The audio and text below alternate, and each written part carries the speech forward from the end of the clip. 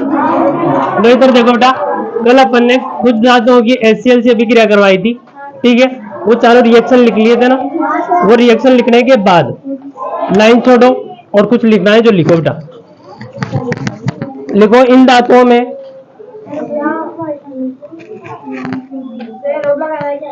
नहीं बेटा, ऐसे लिखना है। इन धातुओं में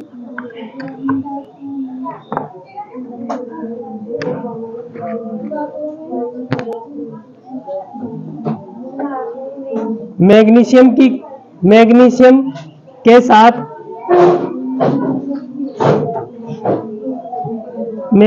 के साथ H2 गैस के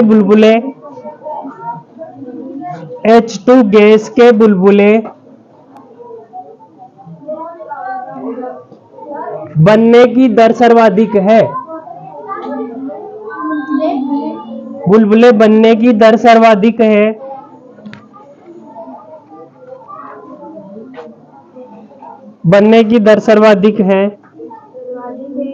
यह सर्वाधिक उष्माक्षेपी अभिक्रिया है। जो मैग्नीशियम वाली रिएक्शन है ना बेटा, ऊपर इसमें यह सर्वाधिक उष्माक्षेपी अभिक्रिया है।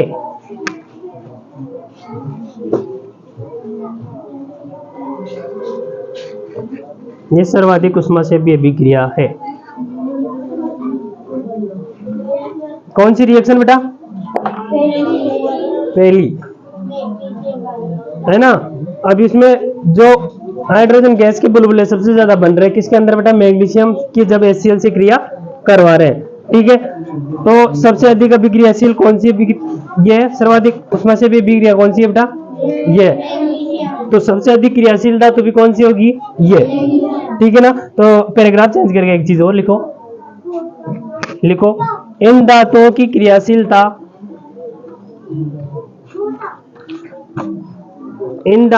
क्रियाशीलता का घटता क्रम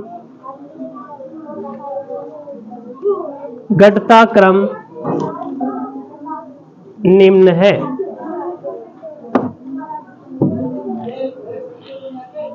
घटता क्रम निम्न है। अब ये लिखना है बेटा। इधर देखो, कल करवाई थी ना अपन ने। मैग्नीशियम है ना, मैग्नीशियम इससे कम अभिक्रियाशील है बेटा एल्यूमिनियम, ठीक है। फिर इससे कम अभिक्रियाशील है अपने पास जिंक, और जिंक से कम अभिक्रियाशील है अपने पास क्या? आयरन, Fe, ठीक है। तो ये क्रियाशीलता पूछ लेता है, तो ये क्रियाशीलता लिखो इसके नीचे।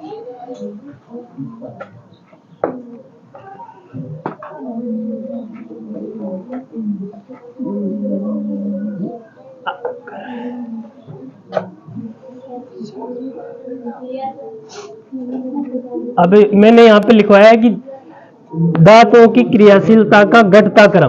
क्या लिखवाया बेटा? घटता क्रम। अब पूछ ले कि धातु दे देगा वो ऐसे 4-5, फिर पूछेगा कि धातुओं की घटते क्रम में लिखिए, तो घटते क्रम में तो ऐसे लिख दोगे। अब बढ़ते क्रम में कैसे लिखोगे बताओ?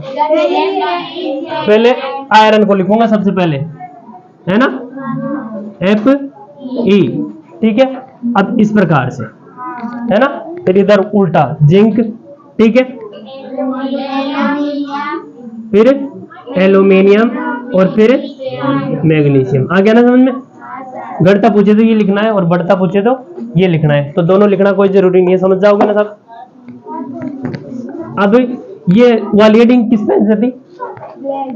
1 नंबर पे डाले थे ये, तो ऐसे एरो लगा के लिखे थे 1 नंबर था। तो अब 2 नंबर डालो बेटा, वही ब्लैक पेन से।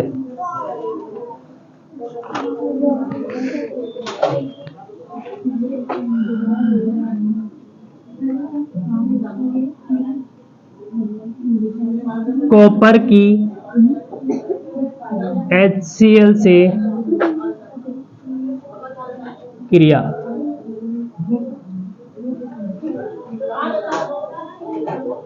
कॉपर की HCl से क्रिया।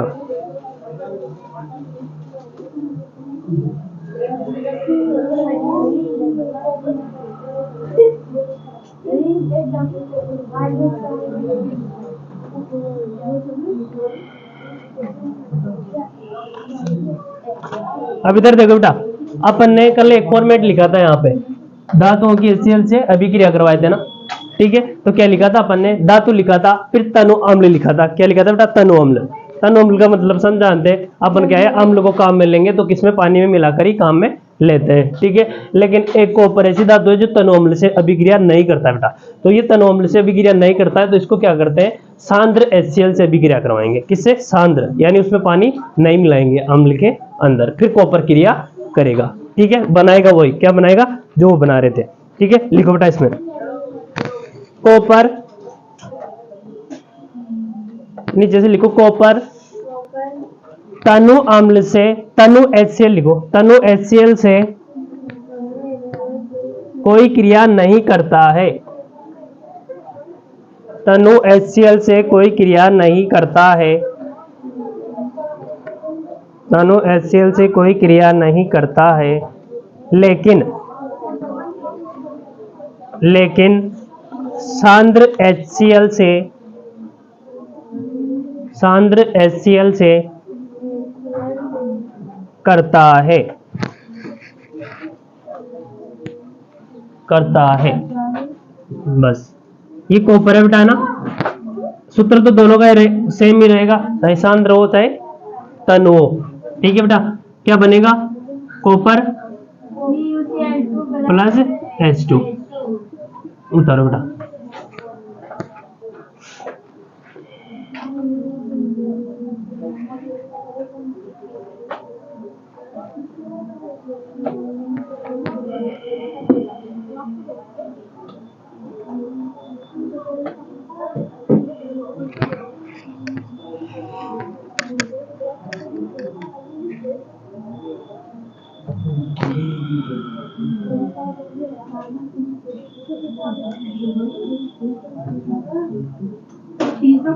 हाँ बेटा, धातुओं की नाइट्रिक, नाइट्रिक अम्ल का फॉर्मूला बताओ।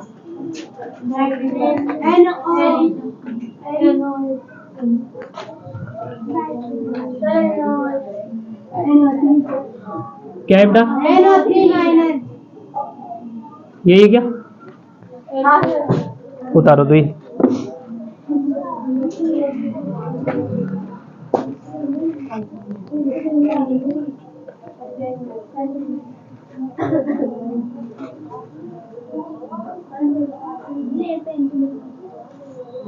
ब्लैक पेन से लिखना है बेटा।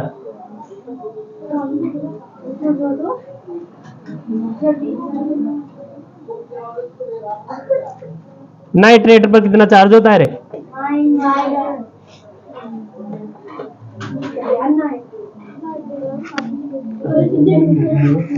लिखो बेटा इसमें। क्या रिसर्च कर रहे हो पीछे, क्या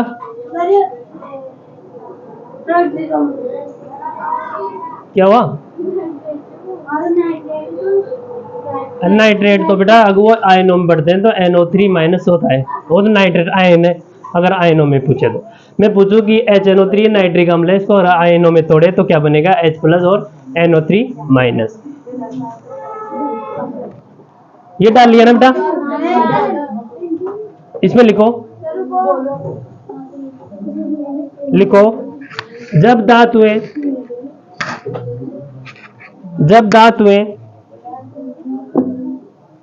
नाइट्रिक अम्ल के साथ अभिक्रिया करती हैं, जब धातुएं नाइट्रिक अम्ल के साथ अभिक्रिया करती है, अभिक्रिया करती है,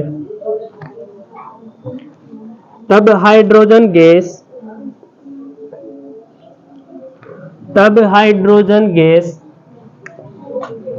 उत्सर्जित नहीं होती है, तब हाइड्रोजन गैस उत्सर्जित नहीं होती है, तब हाइड्रोजन गैस उत्सर्जित नहीं होती है, क्योंकि HNO3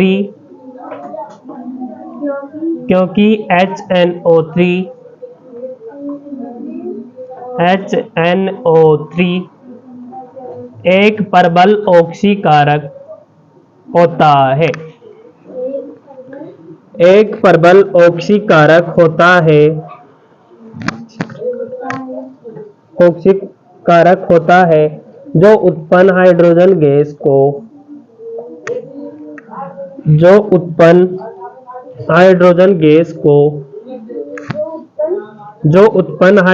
गैस को ऑक्सीकृत करके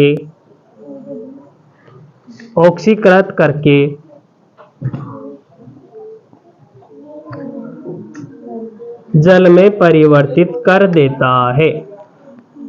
ऑक्सीकृत करके जल में परिवर्तित कर देता है।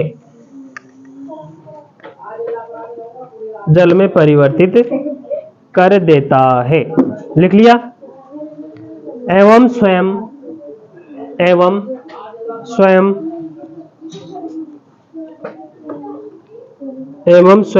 नाइट्रोजन के किसी ऑक्साइड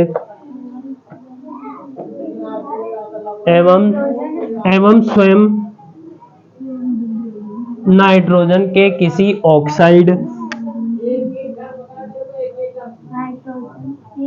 नाइट्रोजन के किसी ऑक्साइड ब्रैकेट में लिखना है। अभी इधर देखो, ये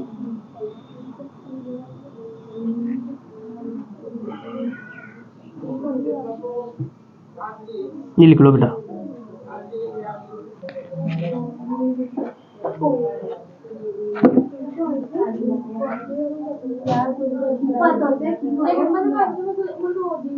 नाइट्रोजन के किसी ऑक्साइड ब्रैकेट में ही लिख लो। इसके बाद लिखो में अपचयित हो जाता है। में अपचयित हो जाता है।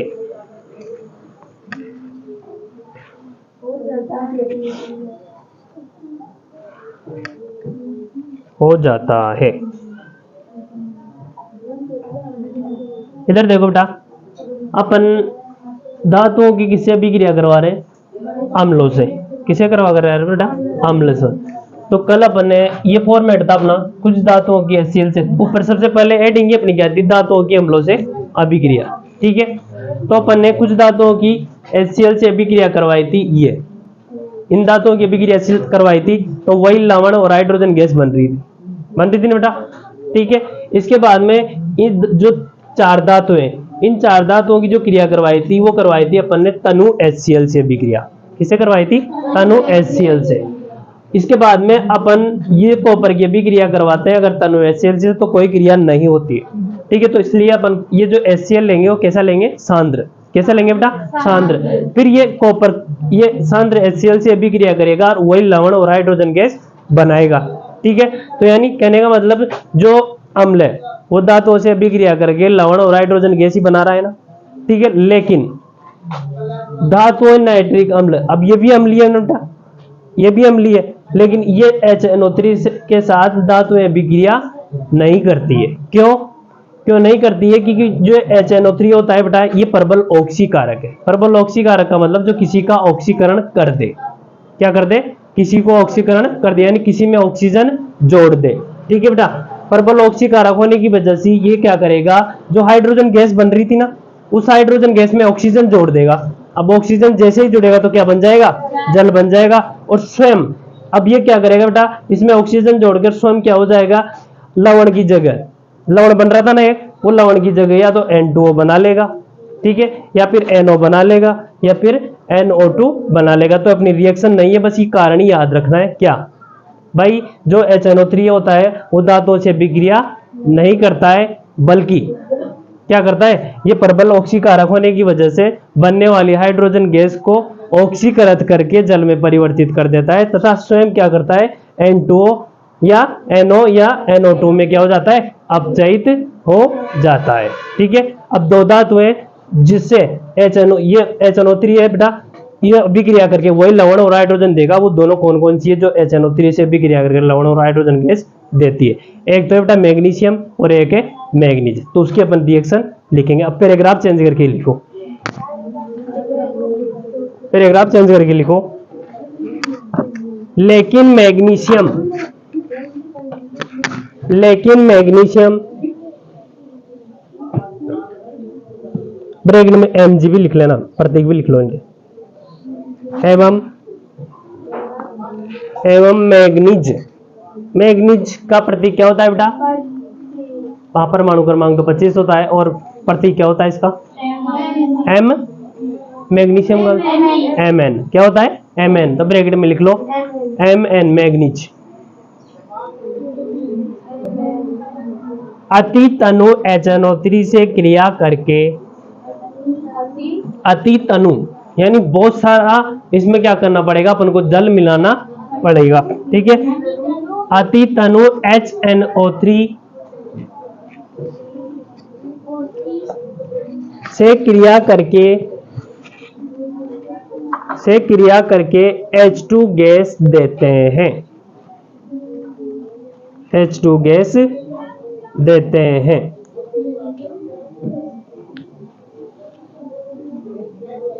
कर लिया बेटा?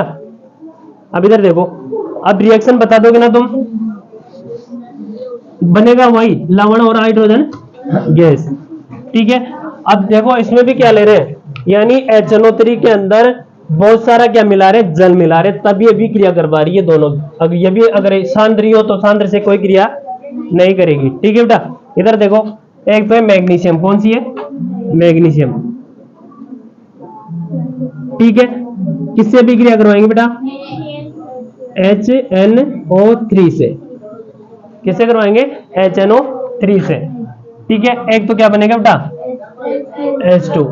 अब ये हाइड्रोजन तो निकल गया ना, अब मैग्नीशियम और नाइट्रेट ही बजाना, तो मैग्नीशियम नाइट्रेट बनेगा लवण में, तो क्या बनेगा?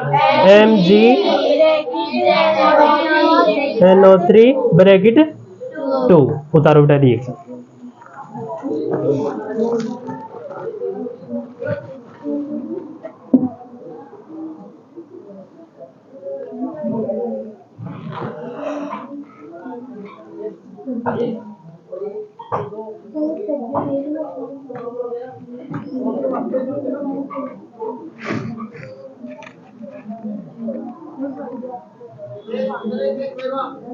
उतार लिया क्या?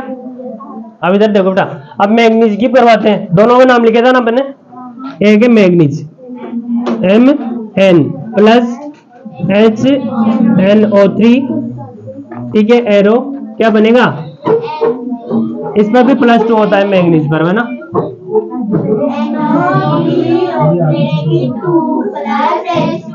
उतारो बेटा।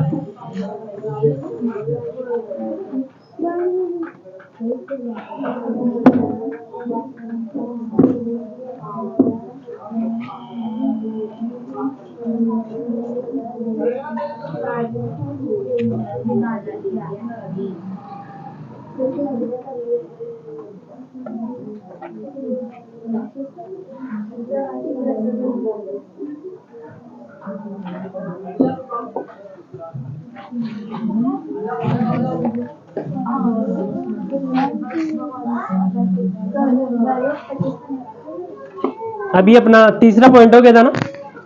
अभी लाइन छोड़ के और ब्लैक पेन से स्टार करके हेडिंग डालनी। एक्वारेजिया,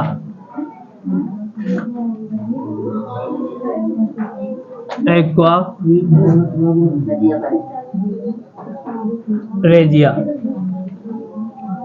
एक्वारेजिया, हाँ एक्वारेजिया है बेटा रॉयल जल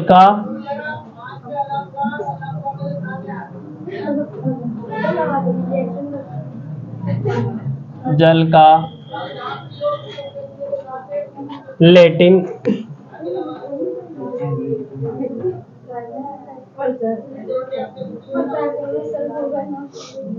शब्द। उतारो बेटा एक भी ताल।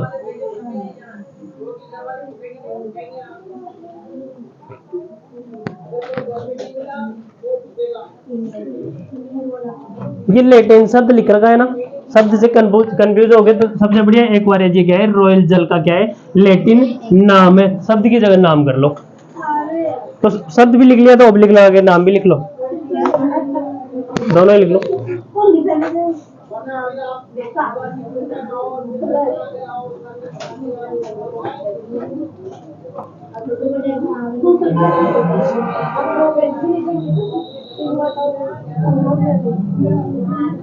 इधर देखो बेटा, ये क्या होता है, एक्वारेजिया।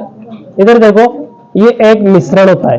काय का मिश्रण होता है बेटा, ये अम्लों का मिश्रण होता है। काय का मिश्रण होता है, अम्लों का। दो अम्लों का मिश्रण होता है, एक तो होता है नाइट्रिक अम्ल HNO3 और एक अम्ल होता है HCl। कौन सा, HCl। तो इसमें से जैसे मान लो अपन 100% दोनों क्या ले रहे हैं, अम्ल ले रहे हैं। कौन कौन से, एक तो HNO3 और एक HCl।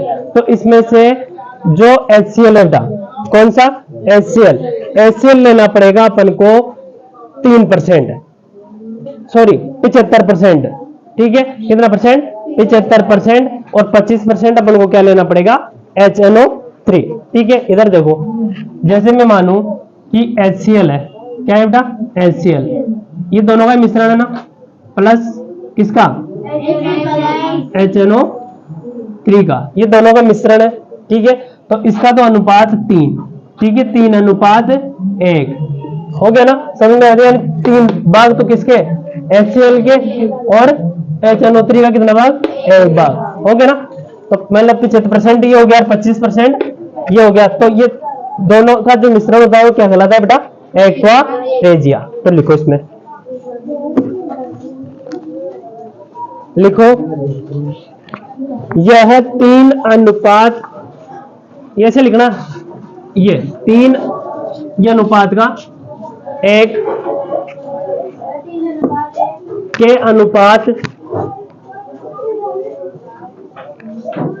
में सांद्र HCl व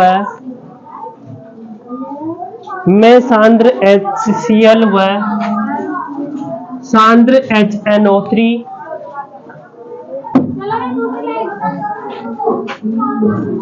HNO3 का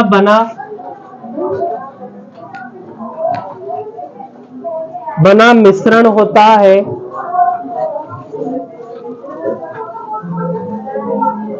बना मिश्रण होता है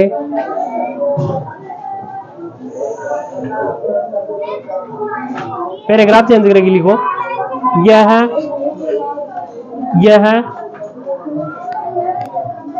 सोना, ब्रैकेट में प्रतीक लिखो AU,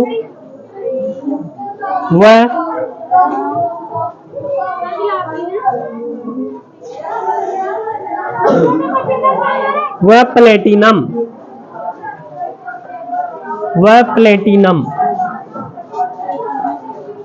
प्लेटिनम प्रतीक लिखो इसका PT, ब्रैकेट बंद, को गलाने में समर्थ है। ऐसे लिखो, को गलाने में समर्थ है।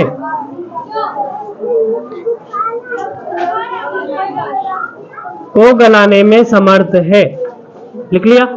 अभी लिखो बेटा इसके नीचे, HCl अनुपात HNO3, HCl के कितने भाग, 3, HNO3 का कितने भाग, 1, ये उतार लो बेटा। ये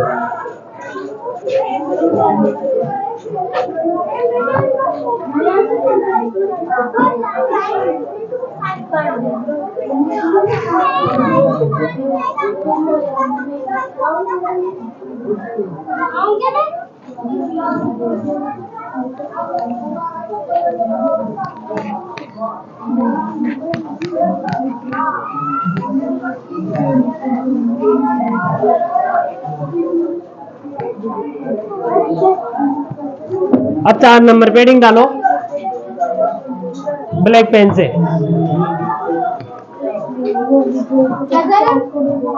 4 नंबर पे हेडिंग डालनी है बेटा ब्लैक पेन से। 3 तो HCl से अम्लों से क्रिया थी ना, धातुओं की अम्लों से क्रिया 3 नंबर पे। अब 4 नंबर पे डालो ब्लैक पेन से, धातुओं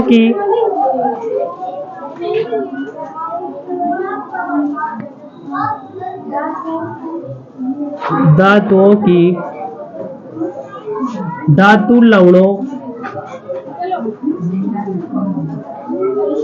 के विलयन के साथ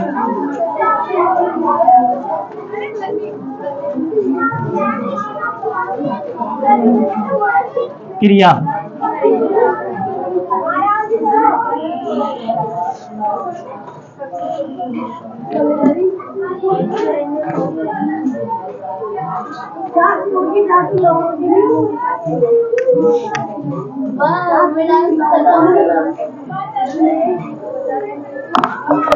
इसमें लिखो बेटा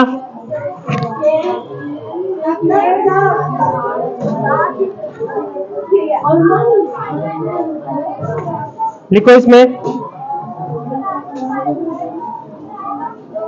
राइटिंग सुधारो, तुम्हारी राइटिंग बहुत बेकार है। लिखो बेटा अधिक क्रियाशील धातु, अधिक क्रियाशील धातु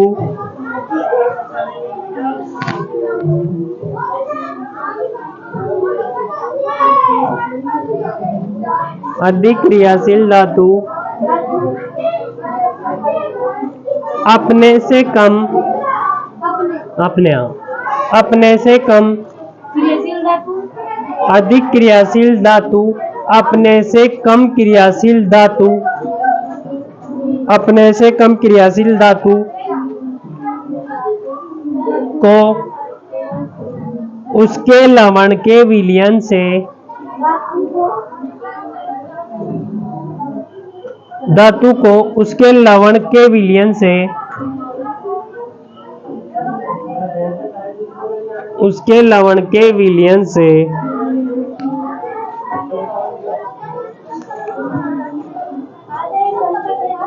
कम क्रियाशील धातु को उसके लवण के विलयन से विस्थापित कर देता है।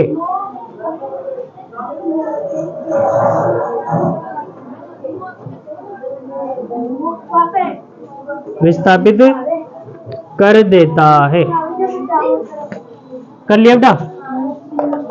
अब इधर देखो इसका फॉर्मेट है, अपन पिछले चैप्टर में पढ़ चुके हैं इसके बारे में।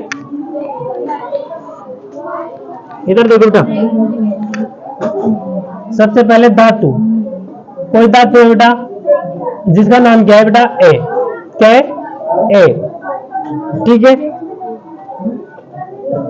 धातु है कोई जो क्या है बी, इस धातु का क्या है लवण, धातु का विलयन लिख लो, धातु का लवण विलयन है बेटा ना, लवण विलयन। इधर देखो कोई धातु ए है, ठीक है, और कोई धातु बी है जिसका क्या है लवण है, कोई विलयन है, क्या है बेटा विलयन है, ठीक है। ये दोनों आपस में क्रिया करेंगे, अगर ये ए वाली जो धातु है बेटा वो अगर ये बी वाली धातु से अधिक अभिक्रियाशील होगी, पढ़ा था ना अपन पिछले चैप्टर में, तो ये क्या कर देगी इसको बी वाली को अगर कम अभिक्रियाशील है, ये अधिक अभिक्रियाशील है, तो ये ए वाली कहां पर आ जाएगी, यहाँ पर आ जाएगी, यानी इसको क्या कर देगी बेटा विस्थापित कर देती है। क्या कर देती है विस्थापित। ए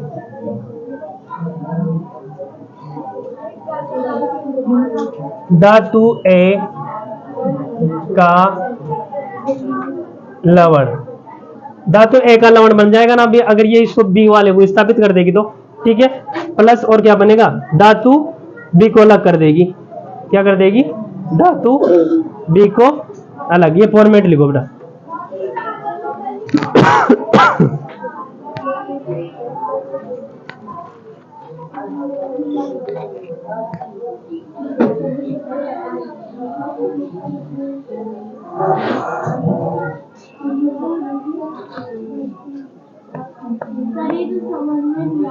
अभी आ जाएगा समझ में, रिएक्शन करते पिछले चैप्टर में पढ़ चुका बेटा। अधिक अभिक्रियाशील धातु कम अभिक्रियाशील धातु को प्रतिस्थापित कर रही थी, वहां पे कर रही थी ना, हाँ वहां पे सक्रियता श्रेणी भी बनाए थे अपन, मैं बोला था कि याद करके आना, हाँ विस्थापन अभिक्रिया।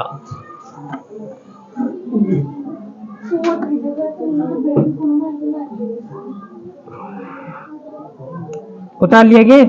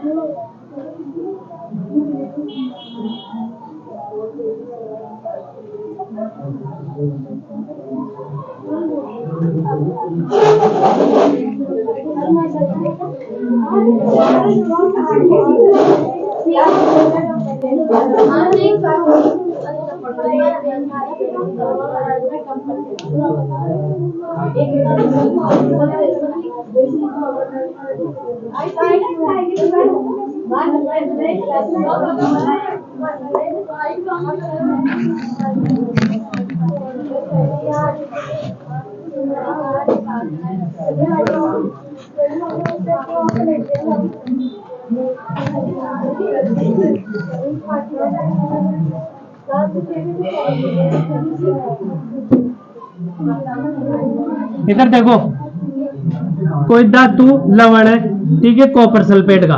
किसका लवण है बेटा? कॉपर सल्फेट का, ठीक है। इसके अंदर अपन अगर आयरन को डालते हैं, क्या डालते हैं बेटा? आयरन को। तो आयरन होता है ना, वो क्या होता है? अपन ने सक्रियता श्रेणी वाली जो बनाए देना, वो अधिक अभिक्रियाशील है। किससे बेटा? कॉपर से। तो ये कॉपर को प्रतिस्थापित कर देगा, यानी विस्थापित कर देगा, और क्या बन जाएगा? FeSO प्लस कॉपर को क्या कर देगा? अलग। आया समझ में अब? ये उतारो बेटा।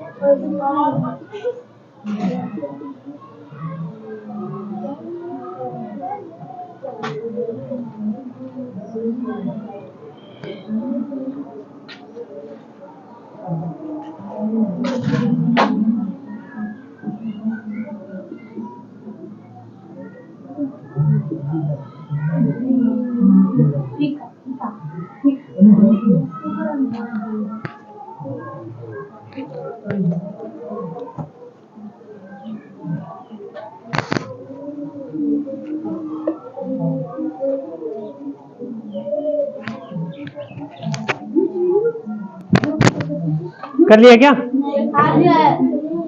अब इधर देखो,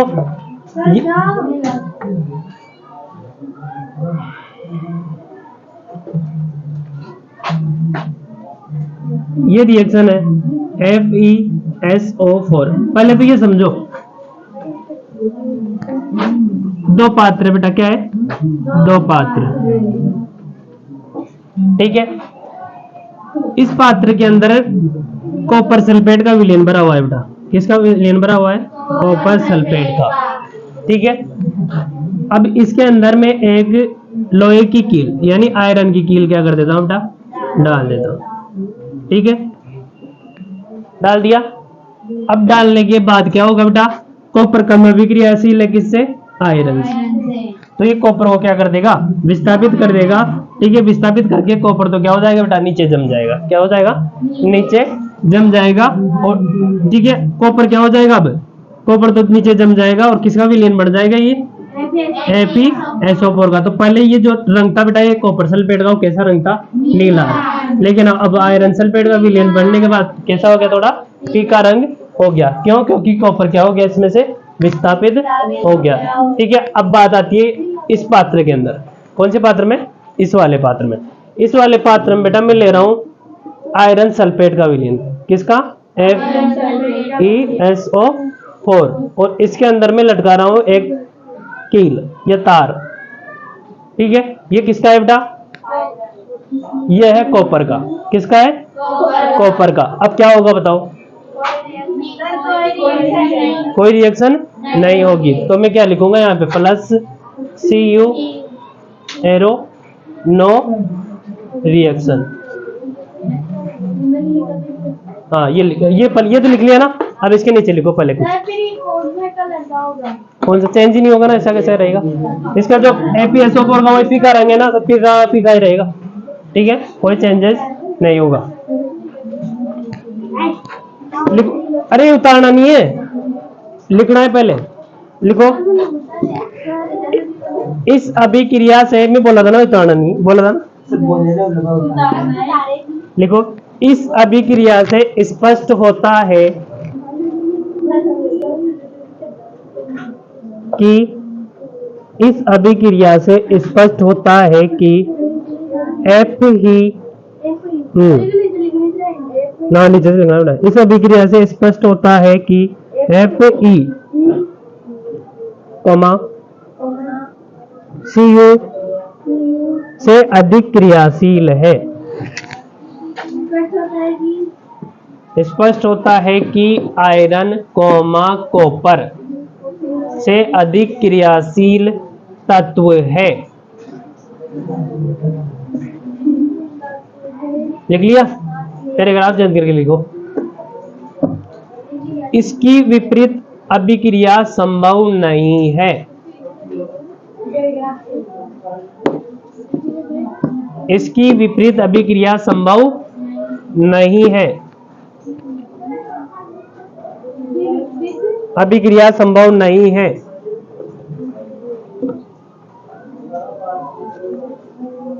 पैराग्राफ चेंज करके लिखो, ये वाली रिएक्शन लाइन छोड़ के, लाइन छोड़ के तो लिखोगे क्या? उसके जस्ट नीचे लिखोगे क्या? हाँ, लाइन छोड़ के लिख लो।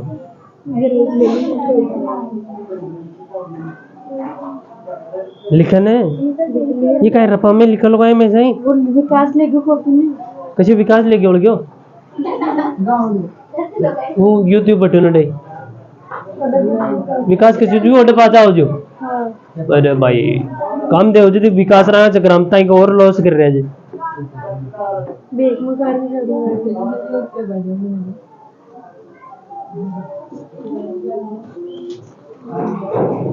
उतार लिया बेटा। अब घर से ये डायग्राम बनाना है अच्छा सा, ये डायग्राम बनाना है बेटा ना। ये धातु की लवण विलयन के साथ अभिक्रिया, इधर देखो बेटा, दिख रहा है ना? देखो, अरे तो रंग भरते देखा, क्या टेंशन लेना, तुम्हारे को तो पेंसिल से बनाना है, वहां कोई कलर तो प्रदर्शित करना है। ठीक है बेटा, ये डायग्राम की जगह छोड़ो, ये रिएक्शन के लिए पेज नंबर बेटा तो 50 से पुराने वाले नए वाले को देख लेना तुम्हारे हिसाब से।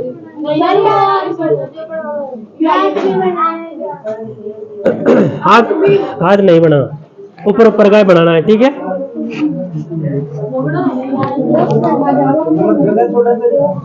अब 4 नंबर पेडिंग डालनी है लाल पेन से। हाँ, चित्र की जगह छोड़ के बेटा। हाँ, मजा आएगा। हाँ, मजा आएगा आराम से। ओ बेटा मजा आएगा। ओ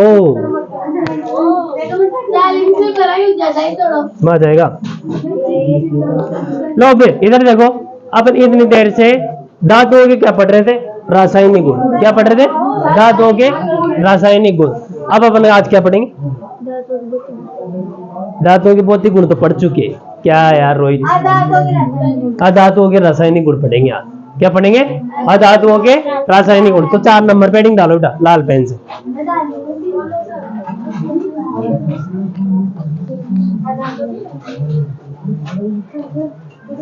क्या नाम है? अंजलि। खड़ी होगी बेटा, खड़ी हो अंजलि। बेटा 2 धातु है ना जो जल के ऊपर तैरने लगती है ना? याद है ना तेरे को? कौन कौन सी बेटा? और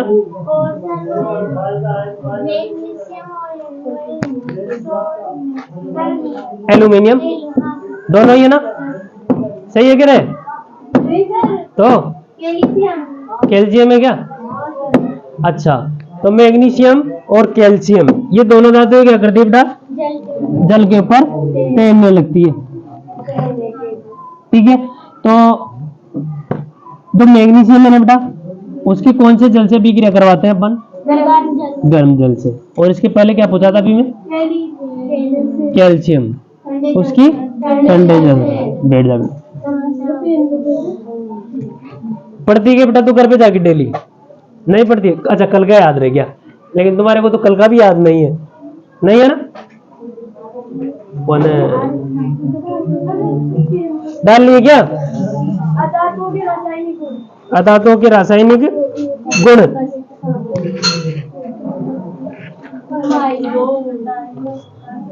डालना बेटा।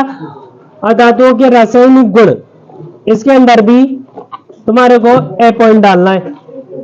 अब जो ये अधातुओं के रासायनिक गुण है ना बेटा, वो कम से कम कितने लंबे चलेंगे, कम से कम 7-8 लाइनों के है बस, ठीक है। ए नंबर पेडिंग डालो बेटा, ए नंबर पेडिंग है, कुछ मत डालो, ए नंबर पेडिंग कल डालेंगे। आज के लिए इतना ही, बाकी अपन पढ़ते हैं नेक्स्ट क्लास में। अब बेटा